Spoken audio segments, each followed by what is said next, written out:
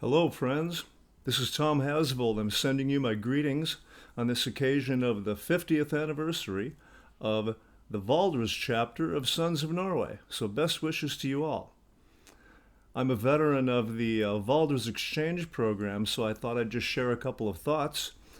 To begin with, I have to say that it means a lot to me now, but it meant a lot to me at the time, too.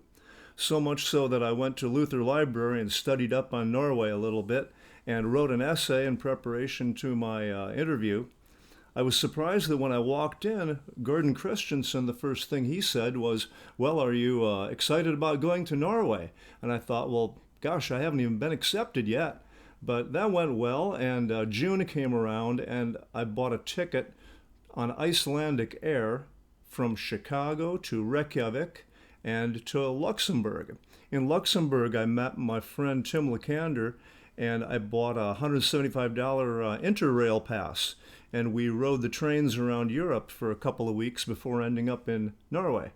You can imagine the path we took. We went down through Switzerland into Italy to Genoa and Pisa, Rome, Florence, Venice, and then north into Innsbruck and Munich on the occasion of the 1978 World Cup Championship. I always appreciated that. Argentina won. And went to Dachau and Rothenburg, which was beautiful.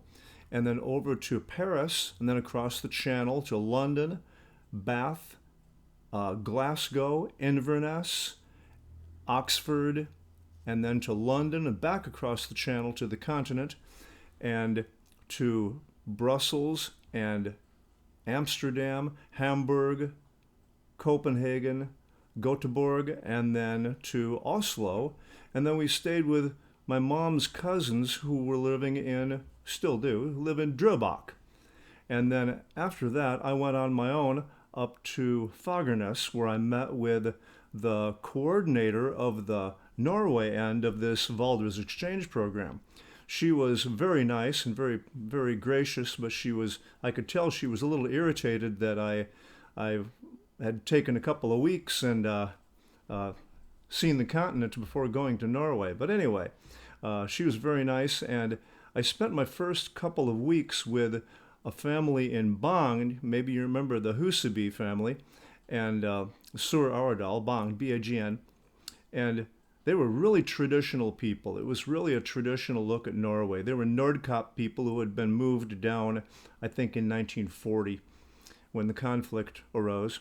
And the men all worked during the day, and so I spent some mornings talking to Mrs. Huseby, and then I would go on long walks in the afternoon. It was really a pensive time and really a traditional look at Norway. I really appreciate that. One of the last things we did was Mr. and Mrs. Huseby, they drove me over the mountains to the northeast, to the Ransfjord, and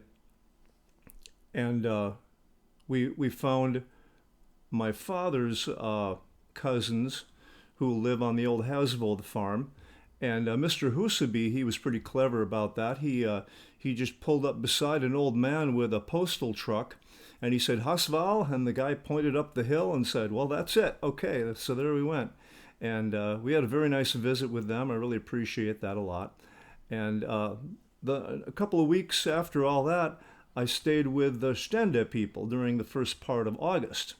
And the Stendes were really, a very modern type of Norwegian family.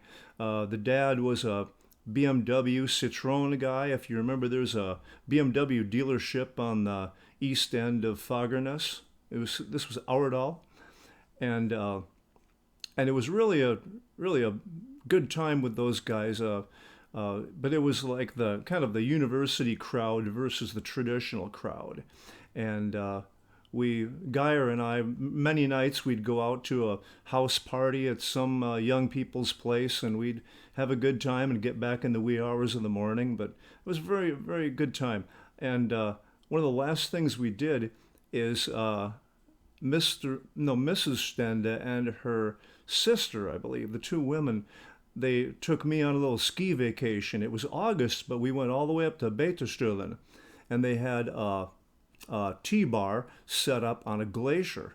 and it was August. It was hot and sunny, but it was just a wonderful skiing time. The only time I've skied in August, and I really value that experience and the whole picture and the whole trip and everything. It was really a wonderful thing. So I really thank Sons of Norway for doing what they did with that program, and like I say, I appreciate it now, but I appreciate it at the time too.